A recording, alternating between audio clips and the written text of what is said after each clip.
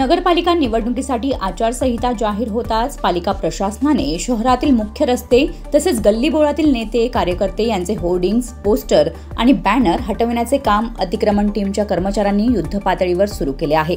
रस्त्यावर, बाजारपेठ, बस स्थानक अशा गर्दीच्या ठिकाणी मोठ्या प्रमाणात जाहिरातबाजी सुरू होती।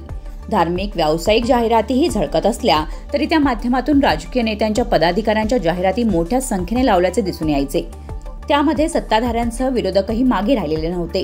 त्यामुळे सरसकट सर्वच बॅनर काढण्यात आले आहेत। मुख्याधिकारी प्रशासक पंकज पाटील यांच्या आदेशानुसार कर विभागाचे अधिकारी गौतम भगळे यांच्या अधिपत्याखाली अतिक्रमण टीम कर्मचारी, सर्व मुकादम सफाई कामगार या मोहिमेत सहभागी होते।